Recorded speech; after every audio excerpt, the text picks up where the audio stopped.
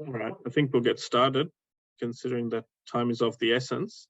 Thank you, everyone, for joining, and thanks for everybody who was able to connect on time. We want to make the most of the time we have today. We're very fortunate to have James with us from Populi, who will be running through 50 performance tips in 50 minutes. So I hope you've got your pens ready and you're ready to jot things down very, very quickly. But of course, we can share this recording afterwards as well for future reference. Before we begin today, I'd like to acknowledge the traditional custodians of the lands from which we all respectively gather. We respect and honour Aboriginal and Torres Strait Islanders past and present. We acknowledge the stories, traditions and living cultures of Aboriginal and Torres Strait Islander peoples on this land, and we commit to building a brighter future together.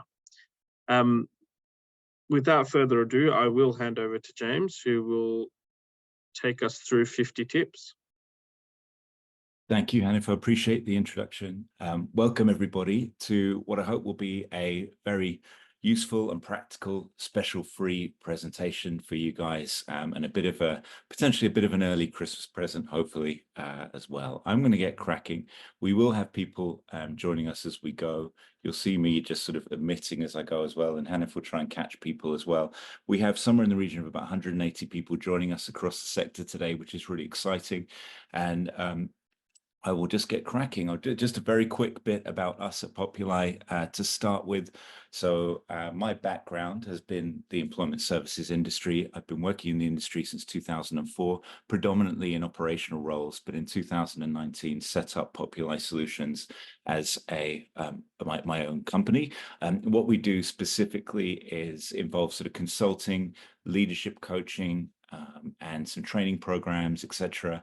At a key point during the program of today's session, I'll kind of pause and just tell you a little bit more about what we do. But just to give you a flavor, Populi is a Latin word that means of the people. So we're constantly trying to think of innovative solutions to try and help employment service providers, be that through programs like our Gloves initiative, which combines allied health and exercise, and other initiatives that we'll get to in a bit as well. Before I launch into the 50 as well, just a few little things that I wanted to say before I do. You see the snake here. I'm an Englishman. You might have picked that up already from my accent. I've been in Australia since 2015. Came out here ostensibly to work on the Job Active contract and served as a general manager for 2.5 years on the Job Active contract. That was, a key bit of operational experience for me, but it wasn't all. And most of my leadership and executive management experience actually happened in the UK as well. And what I want today, to be honest, as I started doing these tips and whatnot, they started to get a little bit out of hand. And what's ended up happening is, I'm an Englishman living in Australia that is terrified of snakes. And I thought to myself, well, what happens if this January period, this summer period, it's my unlucky period and a snake gets me? So literally, guys, this is an unfiltered 50 of the best that I've learned through exceptional colleagues over my last 20 years in this industry. I'm holding really not much back. Don't hold me to that, because maybe next year it'll be another 50 tips. But today I'm telling you that this feels pretty comprehensive, some of the best nuggets I've ever received or heard from people I've worked with or been privy to. So I just wanted to let you know this is I leave nothing off the canvas, just in case my number's up with one of those cheeky little Australian snakes over the summer. More important than that, though, I wanted to just add that I hope that these points are, hopefully a lot of them might be new for you. Some of them might not be new for you. They might just repeat things you already knew, but I'm nudging you and like reminding you of, oh yeah, we used to do this, or that kind of thing worked for us in the past. So hopefully this isn't teaching you things you already know, or at the very least, it might be a different slant on things you already know as well. Some of these tips come at it from a sort of an EC-centric perspective as well. That's not to patronize you guys. It is a leadership presentation, but it is simply to give you guys, I guess, some things that you can say and do with your ECs as well. So it's really coming from that position of, if you're doing a case conference or a performance review with an EC, this could be an idea to introduce locally with those employment consultants as well. You'll notice as we go through, there's a fair bit of writing on some of these slides, and that's intentional. To Hannah's point just now, we are basically going to share this deck with you after the presentation, and very happy, obviously, for you guys to take notes as you want to as we go. But pretty much everything I'm going to say is almost in script on the slide as well as we go. And what you'll find is typically the slides sometimes are loaded with multiple points as well. So it might be one tip, but actually you've kind of got an A, B, and a C. And I dare say, hopefully you might walk away from this thinking, I kind of gleaned maybe about 100 rather than 50 little things that might help me have a fast start to January. They're not in a specific order. Point number one isn't the very best point I've ever come up with. It is simply 50 thrown into the air. A couple are linked together. We've got like kind of 2 cold calling tips back to back, that kind of thing. But generally, I'm kind of scattergunning this to keep myself and you guys on your toes and hopefully make this as engaging as I possibly can for one person speaking at you for nearly 50 minutes. So really, those were kind of just the caveats I wanted to give you before I launch into this. So, number one, the first tip of the 50, seasonal recruitment. This is something that we used to work really well for me, and that is basically working almost a month in lieu and I guess looking back 13 months. So what this really is just pulling a report of all the employers the participants were placed with from, for example, right now, if I was working to January, I'd be looking at January 2022 and January 2021 right now. Calling those employers, typically their recruitment will be seasonal and they may be recruiting again. So that's just tip number one, guys, just to be looking back or looking forward, I guess, but also backwards at the months that are coming and which employers have recruited in those months, and maybe giving them a call will mean that we place more clients back with them as well. Number two is transition points. Many of you will have experienced this before, but a transition point typically sees performance spike up. That might be because an participant doesn't want to do the thing that you put down in front of them, or it might be that the EC is doubly incentivized to make sure that they actually place someone into work before this transition point happens and the participant might move to another person or whatever that might look like. But just thinking about what a transition point might look like in your service delivery model for your participants could be very powerful. And creating that dynamic for you might see a little performance spike for you just through that little macro intervention for your guys. So what does that look like? That could be like a week-long in-house workshop series. That could be a period of more intensive engagement.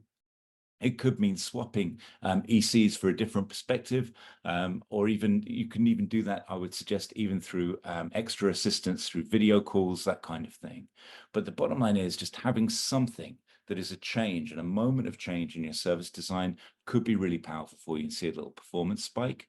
And it perhaps goes without saying, but just making sure there's that strong handover process. So it's always horrifying and really tough when participants have to keep repeating their story to new people. Number three, juggling participants. The very best ECs that ever worked for me always had between 2 to 3, maybe 4 participants doing some kind of activity at any one time. So the idea would be that the EC would have a participant opposite them in the appointment, but at the same moment, they might have a participant in a workshop. They might have a participant locally dropping CVs. It might be that the participant's on the computer and they can just quickly check in with them after their appointment. So just this idea of having this kind of network, almost a solar system of participant activity happening around an EC really means that they are working as efficiently as they possibly can. It doesn't take too long to kind of check in with participants after that and juggle that with your day-to-day appointments as well. Very quick job ready test, establishing how serious participants are about getting work. So how about asking them to drop into site with a resume dressed for interview by a given time? This is going to test their appetite for work, how good they are at timekeeping, and whether they are ready to present for work, all in one hit. And you know what? It barely takes a minute of EC time to do that as well, because it is down to that participant's accountability. So just a little quickie there. So I'm just admitting people as we go as well. Apologies if I'm coming across a bit distracted as that happens. just another sort of tried and tested approach, using a ratio of maybe 1 to 5 in terms of ECs to participants, or 1 to 4. Just working a local shopping center with an EC running point from a cafe or a central spot as participants drop their resumes off and come back from local retailers for advice, on-the-spot interview prep, that kind of thing. A really dynamic, interactive session. And let's be honest, retailers will still be recruiting for the summer after Christmas. Yes, they'll do the majority of it now, but people will fall out after Christmas. Not everybody works out in this kind of job. So it could be a really powerful thing to do where you have a local shopping center. Number 6, this is one that I used to absolutely live by. The standard you walk past is the standard you accept. That might be something that you guys have heard before, but it's actually just around holding the standard of your site to being fit for high performance. If your site actually is a bit messy, it's probably not sending the right message to your staff, and certainly not sending the right message to participants. Ultimately, you want a participant to walk into your sites and feel like something might happen for them today. They feel the buzz of it. It feels clean. It feels respectful, all that kind of thing. Look out for, as you're visiting sites, random boxes in meeting rooms, overflowing bins, desks that are ridiculously cluttered. I sort of throw that point away, but I used to see ECs with, yeah, okay, the odd picture here and there of a pet or a family member, no problem. But when you start to see loads of stuff stacked up on top of the desk, there's no room for the participant to come and meet that EC halfway and work on their resume. So it's a bit of a bugbear for me, that one. But, old blue tack on the walls, out-of-date jobs displayed in the reception area. And here's an idea for a buzz meeting for you. As a manager, it's really good and actually really powerful for you as a leader in the business to hold mirrors up to this, reinforce the identity, reinforce the culture of the organization, the standards you want to hold up to. But also you can run a really fun buzz meeting here. We call it the poster exercise. The idea is you give your ECs the briefing on this. We want to have a very high standard for our participants and for ourselves.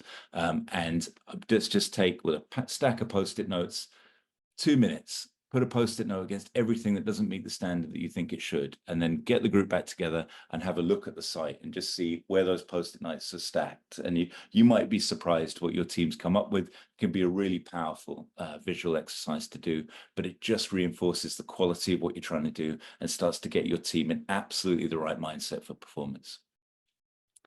A tried and tested methodology, but just to reinforce how we used to do it, the idea of pipelining your caseload. So really with ECs, taking their placement goal, their KPI number for the month, whatever that might need to be, doubling that number. So they are basically then going to work with the same number, effectively double their placement goal of their most job-ready participants to do a practical something every day. So you will get ECs, I know, telling you, I don't have any job-ready clients. All the job-ready participants are on my colleague's caseload, et cetera, et cetera. Okay, all right, but give me the people that are closest to work, even if your top one is the furthest from work, and hasn't got a resume yet, whatever it might be. But the bottom line is, if they've got their double the KPI for the month and they get them doing something, it might be something really small and simple, like popping in to do a resume, a quick call here, mock interview there. I'll get into some of that activity in a minute. Or even, just getting them in to do a bit of job search live in the site, thinking of 5 different things someone could do every day to get their activity up. That then is true pipelining, because you're genuinely working with high quality activity, with giving yourself double the chances for your placement goal, because let's be honest, we're dealing with human behavior, asking a human to turn up for work on time and then stay in that job. You probably want to be working double your placement goal to try and make sure you get your numbers for the month. And then for your remaining caseload, you're getting them ready to come in and have that kind of intensive activity with you, potentially through their fortnightly appointments. Number 8, this is the one we shared through LinkedIn. This is a piece of advice I got given, I think, about 8 months into being an EC. I wish I'd had it earlier. Such a simple bit of advice, but it's so powerful. So just checking whether participants have actually called a former employer. So this is obviously for participants that have worked before, but you never know, like just asking them if they have called people they've worked for before to see if they can return to work for them, You'd be really surprised how many participants haven't actually done that. And you've been sitting and looking at the same resume for months, but actually that employer has been staring you in the face. anyone that's read the Da Vinci Code will tell you treasure hunts always end up back at the starting point. So this is such a powerful one, just to quickly check in with all your ECs of the participants that have worked. Have they checked whether they've actually called their former employers, because that might be the quickest route back into employment. And on top of that, if someone hasn't worked in the past, have they asked their friends, family, relatives if they've got any work going? You know, that very first rock to lift could be the simple route back to employment for them. Quick one around being the best. Some of you will feel more comfortable with this one than others, but I used to do this as a bit of a trick. I would basically hedge my bets and work out the volume of placements that I thought would take to be the very best at 26, 52-week retention rates in my local suburb, the region, and the country. And I would then, just doing that backward maths around the volume of placements against the number of the case that I had, I would then basically look at that number and add 10%. And I would share that with the team in very simple maths with them in a buzz meeting or equivalent, and show them, if we achieve this, we will be the very best at the most extraordinary job in the world, which is helping people into sustained employment. And that kind of rough calculation, you'd be surprised, it might actually light a real fire under some of your ECs, and they start overperforming with you, and they know what their raw number can be as well for their particular site and region. This is one to just check with your marketing team, but maybe consider for just that culture setting, that performance setting, helping people feel connected. We know on the DES contract that it can feel really lonely for some of the ECs out there. They're in sites on their own, all that kind of thing. Could you launch an informal and relatively raw, doesn't have to be super well edited or anything, not like a movie, but just a little video cast for your suburb or region to help ECs feel connected to one another? This could be something that follows you around your camera on your phone as you visit sites. It could be a little bit of a footage of sites, initiatives, job fairs, whatever might have happened that given week, stitched together very roughly and then shared. It might actually be that you've got a high-performing EC that could share a best practice tip of the month. It might be you've had a new person start the team. You could just briefly interview them if they felt comfortable. Then the team gets to know them. They get to know the team. All that kind of stuff could be really good for culture setting for you and something to consider for 2024. One thing that, as I've been doing lots of leadership coaching in the industry, there's a lot of differences around how much leaders actually leverage their corporate colleagues and how much they actually get them to help them with their own operational culture setting, performance delivery. So if you actually start to speak to your HR team, your finance team, the compliance team, whoever it might be, and get them to actually come into your local buzz meetings as well to reinforce key messages, it shows that you're super connected to the center, which obviously boosts your own credibility and standing within your team. But also you may actually then develop really strong relationships. Perhaps they live locally and could help you with some of the site cover when, you know, you spend that first hour of the morning trying to sort of open the doors and make sure everything's stood up. Could they come in and support with some of the quarterly reviews and actually throw another filter or light around the conversation you're having with some of your team? They can only say no to basically your corporate colleagues. And right now, with tender time coming, they're probably going to be wanting to get some frontline insight anyway. So have a reflection around how much you're really leveraging some of your corporate contacts, and could you leverage them some more? Some of you may be doing this already, but the idea of maybe talent or candidate pooling participants. So thinking about the core sectors you need locally and starting to then screen your caseload with a few key questions to actually have some ready to go interview prepped participants. And this can be a really positive practical activity for participants to do. It serves as really good group interview practice.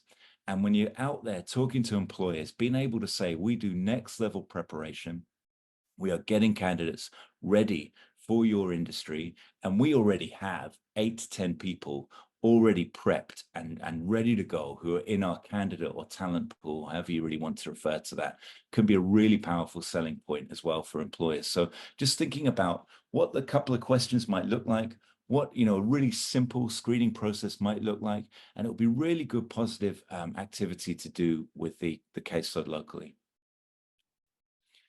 Number 13, Some of you may be already doing this kind of thing, but again, just talking about that sort of credibility factor, what you can bring to the team as a leader.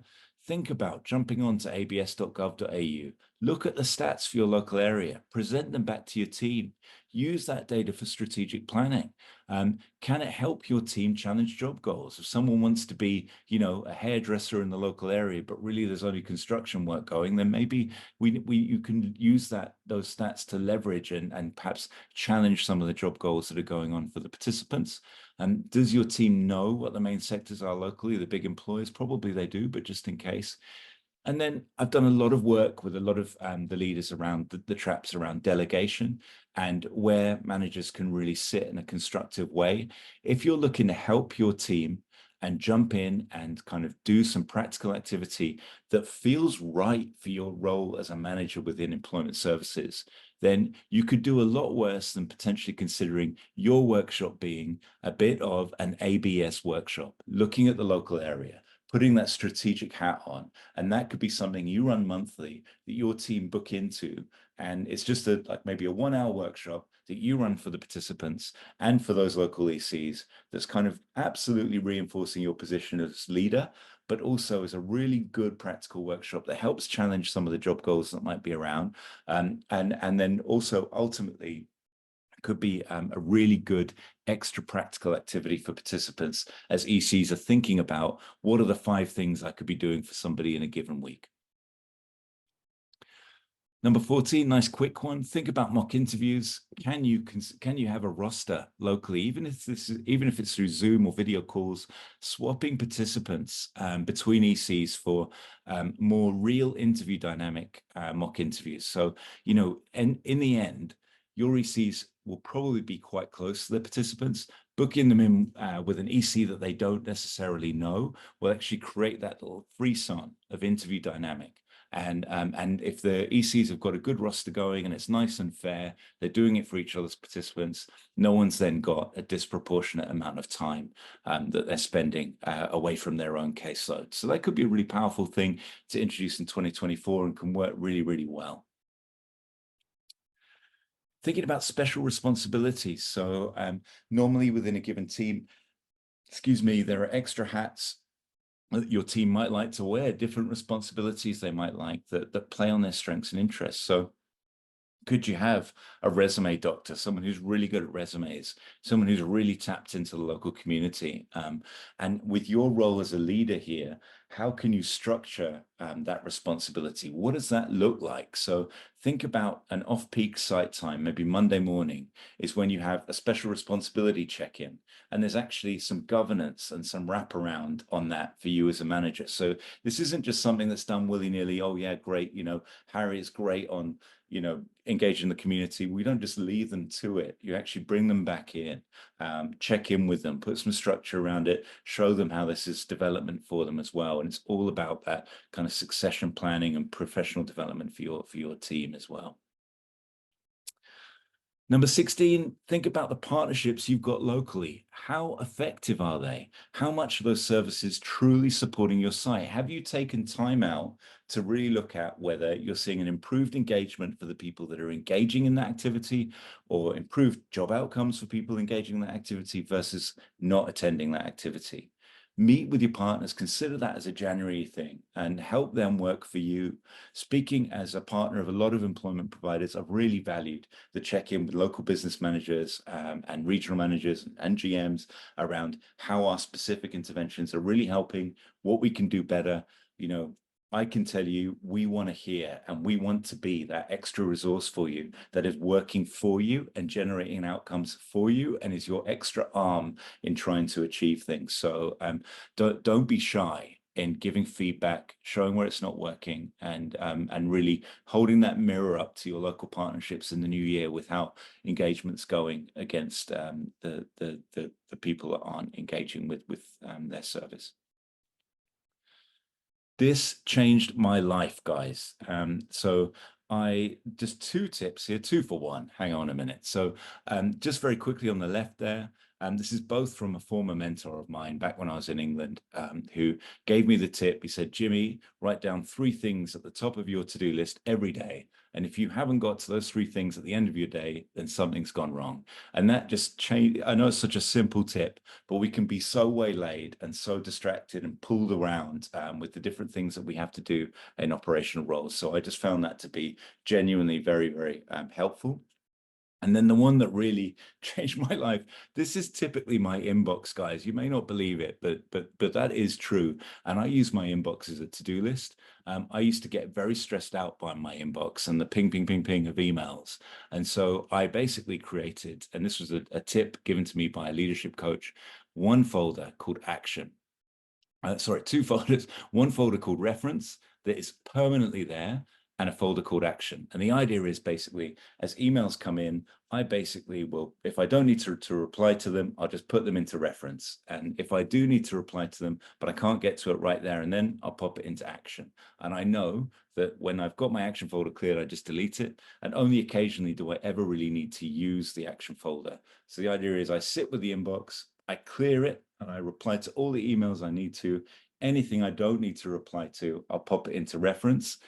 And then only really when I'm coming back for annual leave or something like that, and there's just a mountain of emails, will I then just sort through them, putting them into action or reference. So the action folder I've just used as a bit of an add-on. I'll only add that if I've actually got a mountain of emails to get through. Otherwise, the inbox is the to-do list.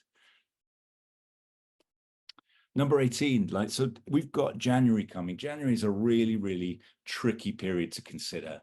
I can imagine you may have staff that you don't even realize are thinking about their next move right now. They might be anxious, nervous around tender time, thinking about their next job. What might that look like? They might be thinking of leaving you. And I just wanted to give you the tip of being really clear on your own unique selling points over other providers. Now, typically an EC will leave because they can see a little bit more money elsewhere, but that isn't always a better job. So think about the things you've got that the other provider might not have, and questions that your EC may not have asked their possible new employer. So does that new employer have a contact center to help you with admin, or are you going to be asked to do all your job plans? Does that new provider have a sales team that's helping them with their KPIs?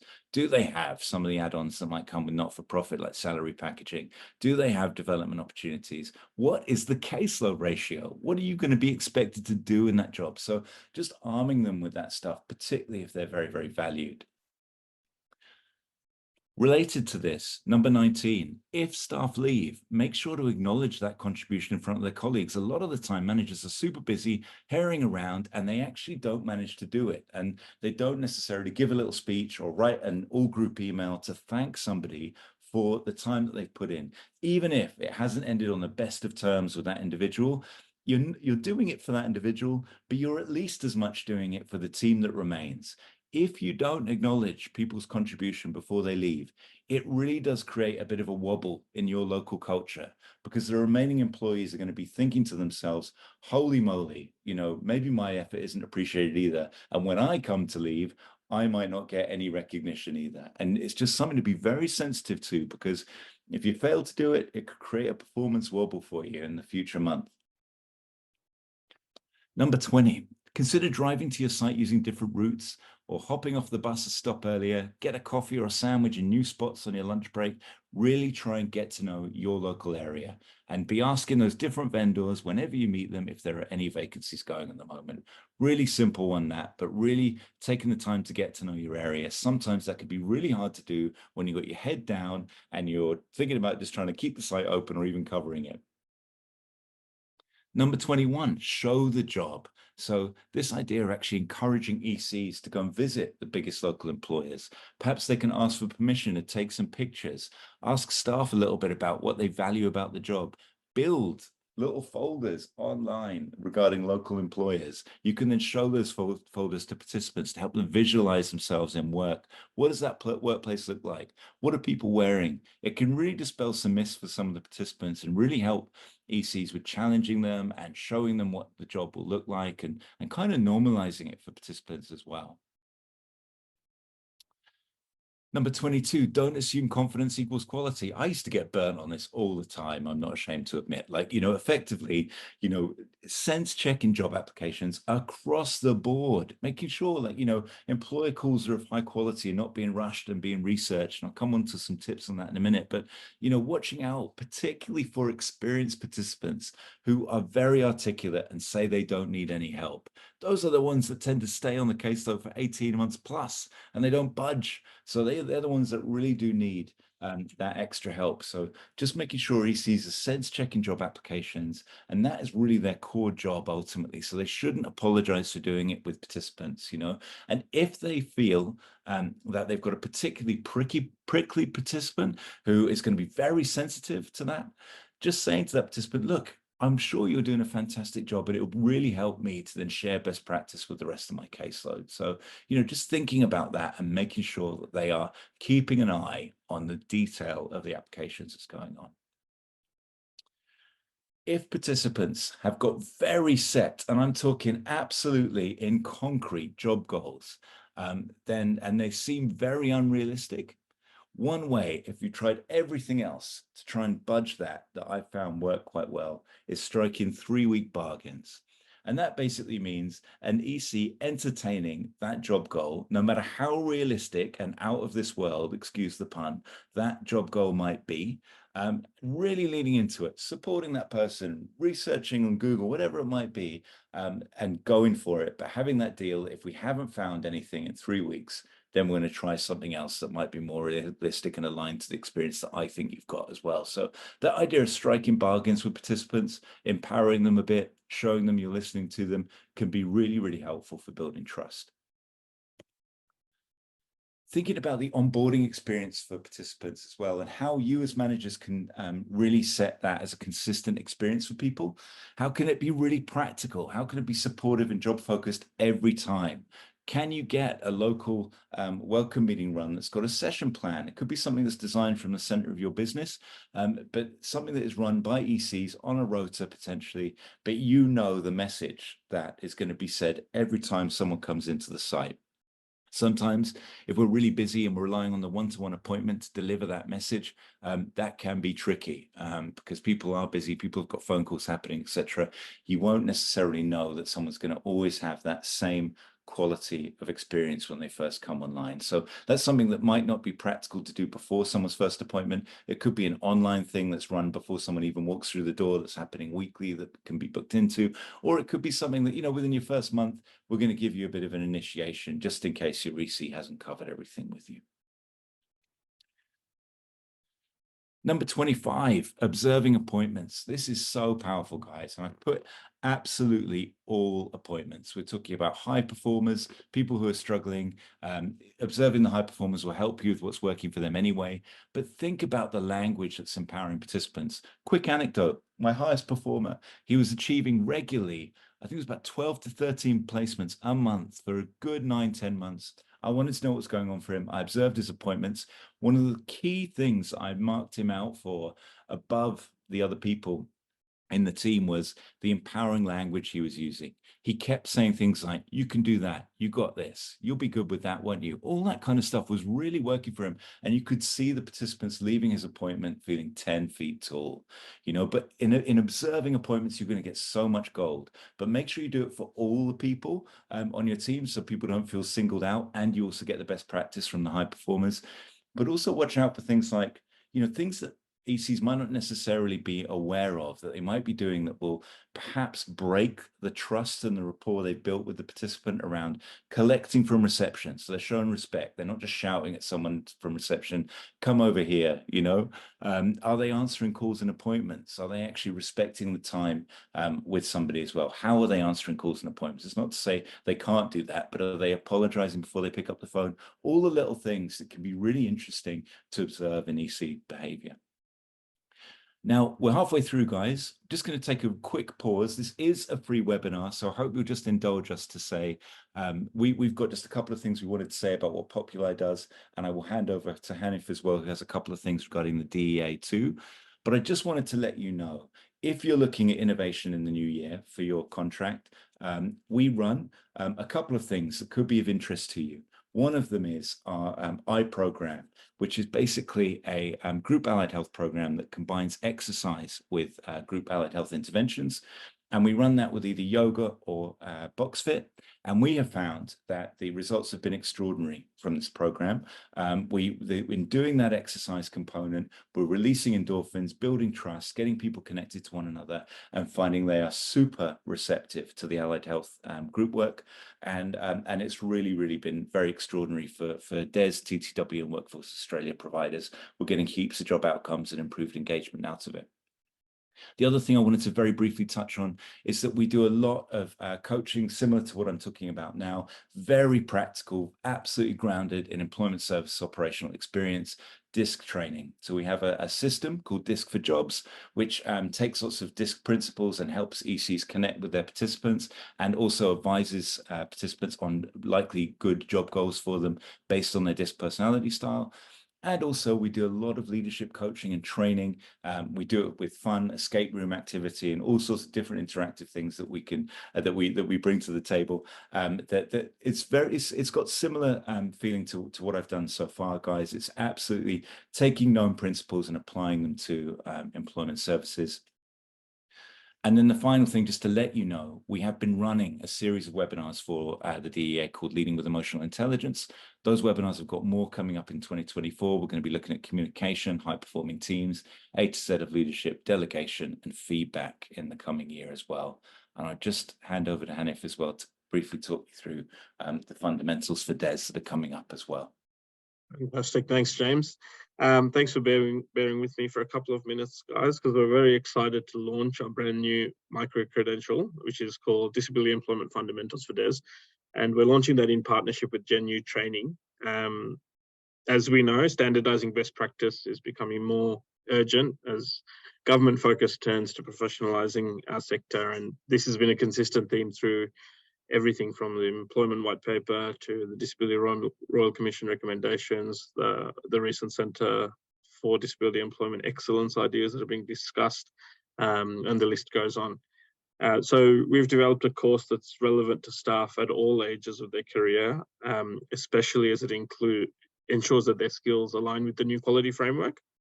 It consists of 5 modules that you can see on the screen, which can be completed in about 5 to 10 hours. And those modules include the disability landscape, the quality framework, recognizability, build capacity, the employment journey, resilience, and self-care.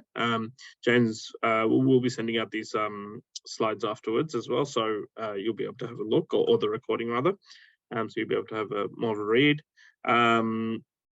The course includes activities, a variety of activities, everything that's great about online learning, like videos, interactive activities, consistent opportunities to check and apply learning, and all those things. But we recognize that making real changes to the way we work requires more than just online learning. And that's why we've ensured that the course is tailored equally for leaders and frontline staff. So it promotes a culture of collaborative learning, reflection, and change. We've got resources such as a learner journal and a leader handbook to ensure that the learning is embedded in practice, which will hopefully lead to better outcomes.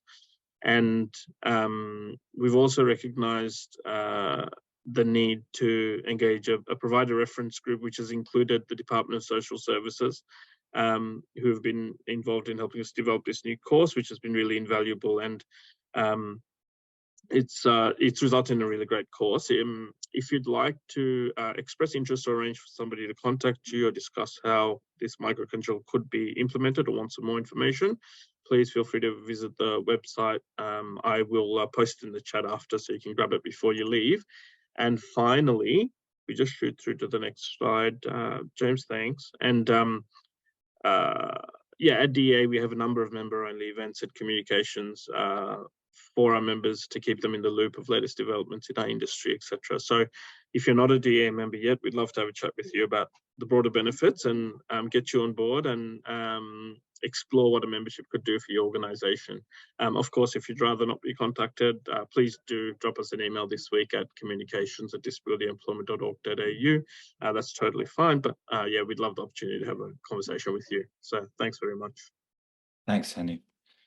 I'm conscious of time, guys. I'm looking at my watch, 18 minutes. So I'm going to do these last ones quite quickly. But of course, you will have the slides, and I did promise 50 minutes, and I don't know who was taking bets, but I'm sure someone made some money on me not making it quite in 50 minutes. But anyway, number 26 is a cold calling tip. So some of you may already adopt this, but it can be very powerful to do a phoning for a friend approach to cold calling. So this idea of basically, potentially it's the EC doing it for the participant, but it might be the participant doing it. Really just going with that. I'm calling for a friend. We're calling local employers to see if they have vacancies. And then the idea is, of course, if they strike oil and an employer has one, they can say, great, I'll pass the details on and get them to call you back. Then potentially, perhaps a couple of hours later when the employer might forget their voice, they've had a chance to prepare for the call, they can then make that call to the employer. But that calling for a friend can be a very helpful way to get a participant ready and a bit more confident to pick up the phone. And then ECs, and to be fair, this goes for participants too, but in terms of cold calling like a hero, some of the obvious tips, but I particularly like the last one, calling off peak, being really mindful not to call a cafe before perhaps 11 in the morning, getting manager names in advance, if you can, by Googling or whatnot, speaking with a smile. We all know this one, but you can hear it. Having a base script with your own key experience for the participant. And this idea of using open questions, people fall into this trap so much. So ask, when will you be recruiting again? Not, will you be recruiting again? You do the second one, you're most likely to get a no and cut off pretty quickly. Number 28, making sure ECs feel really confident challenging travel barriers. So we all know this. We've got participants that won't go over the bridge for work. So what are the best travel routes? Could you drop a little Google person into the new area that's across the bridge and show them what that looks like? A little bit like show the job. This is what it looks like. It's not that scary, is it? Are there opportunities for them that might be appealing? New networks, new social hubs, new hobbies? Can they catch up on podcasts as they travel? All that kind of thing to just think about when challenging travel. Word of mouth, we know, is the most powerful way of finding work in the hidden market. So a really good exercise can be for ECs to challenge participants to ask the next person they see doing the job they'd like to do if there's any work going. So that could be supermarket cashiers, baristas, it's anyone in a high-vis vest at the pub, but that little challenge could be one of the 5 activities someone's doing in a given week when they're in that double your job ready number. Number 30, a bit similar to that test job readiness. Can you, for jobs that have got irregular hours, test whether the participants are ready?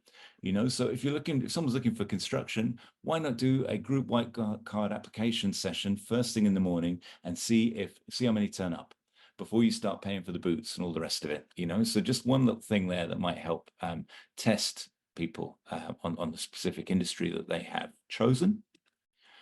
Is there flexibility within your company's working hours to call participants out of hours to support them and boost outcomes? You have to obviously check in with your appropriate manager and people and culture team here, but that out of hours PPS before or after work, you might be much more likely to catch participants and therefore much more likely to better support them and achieve your outcomes. Number 32, really tricky one. This, if you don't address this, you can actually be hindering someone from finding employment.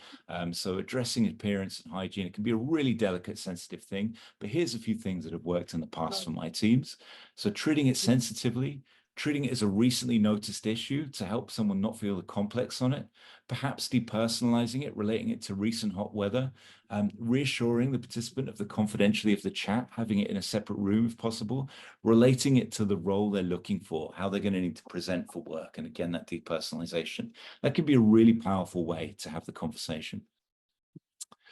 Buddying ECs up with one another could be really good as well, particularly when people are working on their own out there in a single site office. And this doesn't necessarily need to have any expectation on it apart from to just be that buddy, to support, case conference, debrief, even if, and perhaps especially if someone is experienced, they can be really, really powerful person for people to lean on and talk to. You could create a rota and swap people around on a buddy network once a month, but it can be really good to help people feel supported and connected to their colleagues. Consider, for those of you that have been on webinars of ours before, you might have heard this point a couple of times, but considering the impact of relentless wiping of the whiteboard, I call it, this is the idea that last month's effort might actually be wiped off and the team might feel a bit low. based on the fact that they, that all of that performance is suddenly gone and we're on to yet another month, So my old tactic was to take a snap of the whiteboard from the last month and maybe the last few months, put that snap in the kitchen, and keep that recognition alive for people, but also in the main office area, you've got that focus firmly on what needs to be achieved for the caseload for a given month. Oh my goodness. Okay, I'll do this one really quickly. But this is something, so, having a regional bet with your team can be quite a fun thing to do now. Some of you will be mortified by this, but it used to get me a little bit of extra performance. And maybe having some kind of comical consequence for you as the leader can be really motivating for people. But just thinking about that, these are 2 picks from my archives around when I bet my team that they couldn't beat November's placement performance in December, and they proved me wrong 2 years in a row. I'll leave that spray tan and Dumb and Dumber picture there. 36, boss the buzz. So the idea basically of buzz meetings, I've got 2 slides on this, guys. One is just sometimes when I've observed this of managers, they can be super busy, and in buzz meetings, they'll be saying, oh, right, okay, Sharon, you got someone a job at the local Colts. Great. Okay, lovely. Bob, how did you go? But glossing over placements in buzz meetings, actually, those placements should be celebrated, and there'll be so much more, so much best practice to glean from whatever that placement was. Which was the placement you're most proud of this month? What happened? How did it work? Even if the best practice that is shared by that employment consultant is that they got a freebie by staying on top of calling their caseload, that can be helpful to reinforce and nudge and remind the rest of the team. Just taking that moment, breathing in those buzz meetings when it can feel really busy, it could do wonders for the performance culture. And the second thing on buzz meetings is sometimes business managers can collect forecasts in the buzz meeting, getting people to say what they're on for the given month. My advice is to collect those forecasts individually rather than during a group buzz meeting. You want to get underperformance honestly as soon as you can, so you can plan for it. And ECs are not always the greatest at sharing that they're struggling in front of their peers. You have to have a very special culture for that. So my advice is get the forecasts individually, and then you can do some really good coaching work in that early week of a month. Is there opportunity within your delegation of authority and within your budget to create some kind of Shark Tank style opportunity for ECs to pitch their best initiative or idea to help drive more outcomes? Could be a fun, consultative way for them to take ownership and accountability for their performance. You could consider that corporate lead into this as well. Could you get someone from the corporate team in to be one of your sharks? And it could be a really fun way to start 2024 and get the EC's view on what they really need to help drive performance, and it means that they're much more accountable for it. Leading on that sort of EC suggestion theme, could you have an anonymous suggestion box for site requests? This could be a bit more practical than the Shark Tank stuff.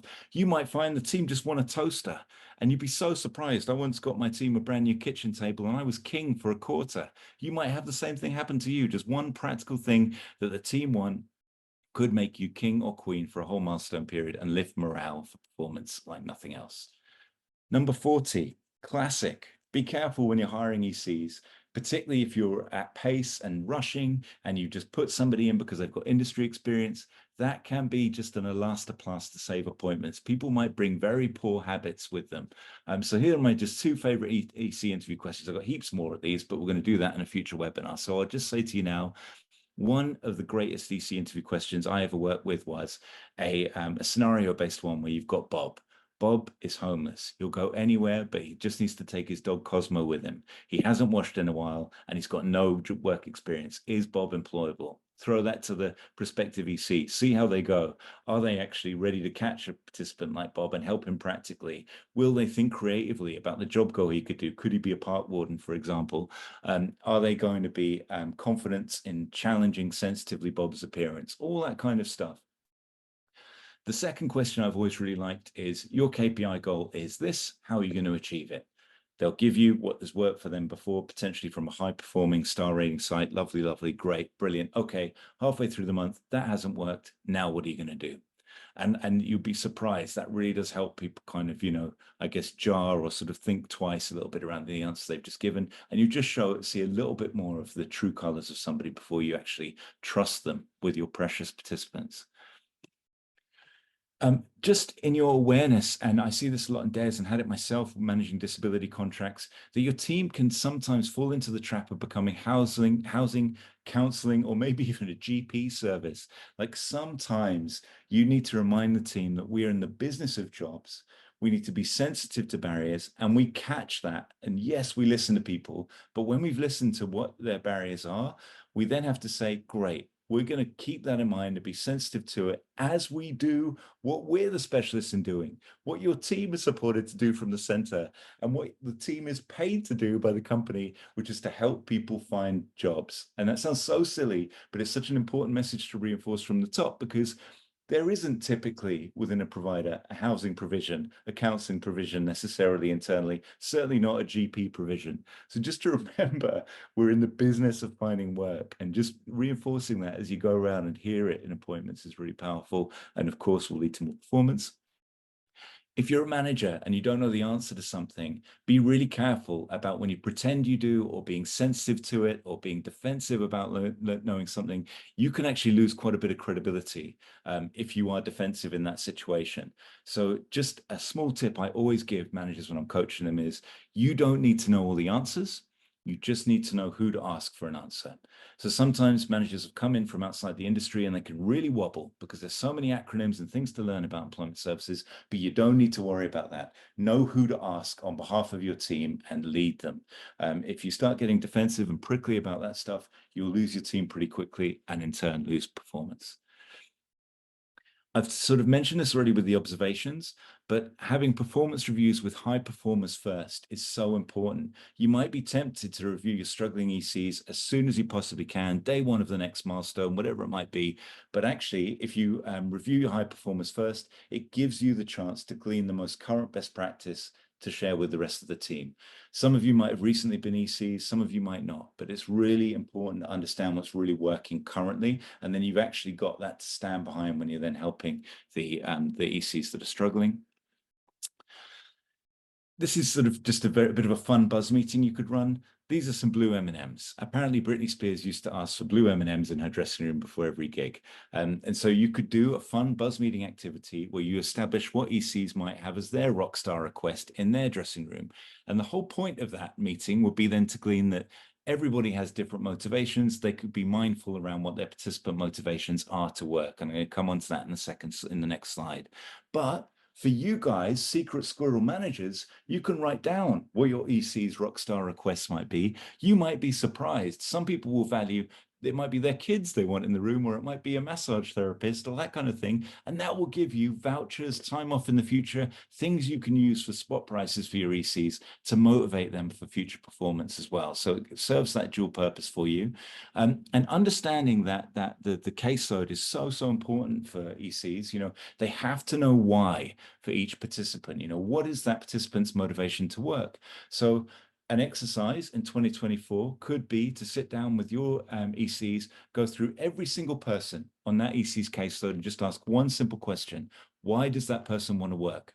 What would their motivation be to work? They should know the answer for every person. If they don't know it, they need to go and ask it and get to the bottom of it, because that's going to be the lever that they use to keep that individual in their case motivated. You know, it might be money for a holiday or to be a role model for their family. It could be anything, but they need to know that to be able to leverage it to really work with their caseload effectively.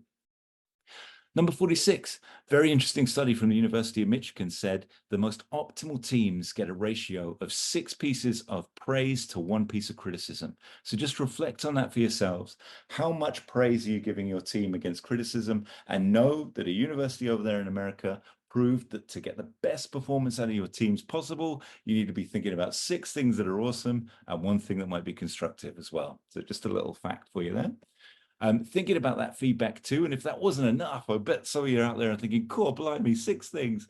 But not just that. When you're thinking about the 6 things, try and use we strengths rather than me strengths. So with me strengths, if someone loves doing resumes, then that's a me strength. If you say to them, well done, that's awesome, they've actually already got their the praise and the good feeling from doing the activity themselves.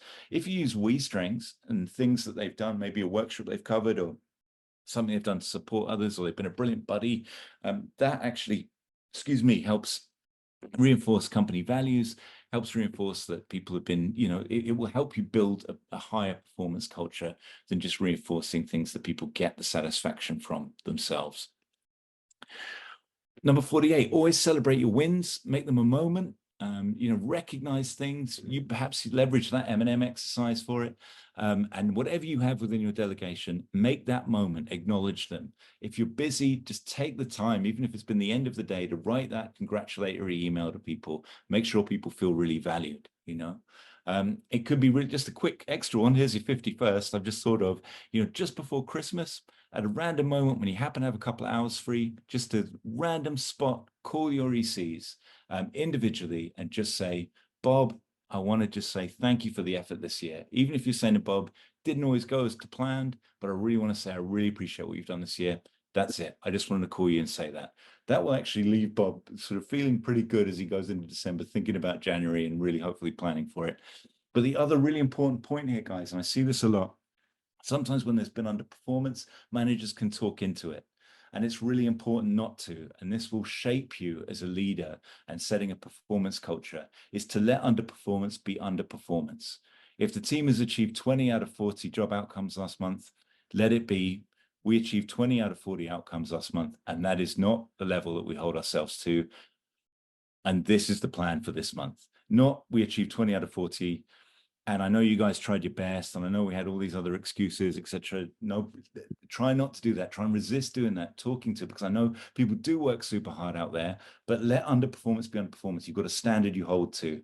Hold it. Allow silence. Move on with the plan. I won't read all of these out. Have a look at them on the side when you get them, but there's just some thoughts here around supporting participants with no work experience specifically. So just something they can say around explaining their time on your program, something they can say in selling themselves, their unique selling point to employers. And the final point, I really want to leave you guys with this as the last sort of tranche of support for you. I always used to say to my managers, look after you to look after them. And it is not selfish to practice self-care. So I'm actually giving you about 4 or 5 little tips here very quickly around things that will really make a difference for you and could be little resolutions for you for 2024 to help you lead the performance in your region. So could you wake up 15 minutes earlier and give yourself some you time? That could be something you do. It doesn't have to be time away from your phone. It could be anything really, but just something that is all about you. Just taking that 15 minutes, and it could be meditation. It could be anything. It could be a little podcast you listen to for 10 minutes, but just something that fulfills you and is about you and starts your day as you want it to. Can you build a habit that's going to help you release endorphins? We all know exercise is good for you and can do that. If you are finding it's really tough to build into your day, or even just a walk around the block with a colleague, or having your review meetings around the block, or chatting to people around the block and actually taking the meeting on tour, then having a little bit of dark chocolate in the top drawer of your desk, if you're not allergic to it, can be really powerful too. Dark chocolate releases endorphins for you too. So just to give you that little tip. Then boosting serotonin, I've got 3 tips here for you. So on your lunch break, popping outside, even if it's just for 5-10 minutes, it's going to make such a difference for you every day. And having that little moment is going to make a massive difference to your afternoons. Also, and I've started doing this, having a laugh. Laughing at things boosts serotonin. So I will go outside on my lunch breaks now, and I'll also have a quick squiz at YouTube and watch something a bit silly and a bit funny for myself on my lunch break. And it just boosts serotonin for you and gets you ready for the afternoon. And the other thing is a random act of kindness. It releases serotonin not just in you, not just in the person you're giving it to, but also the people that witness what you're doing as well. So you can actually have a massive impact on your team just by spot prizes, random coffees, whatever it might look like. But that can really, really be pretty powerful.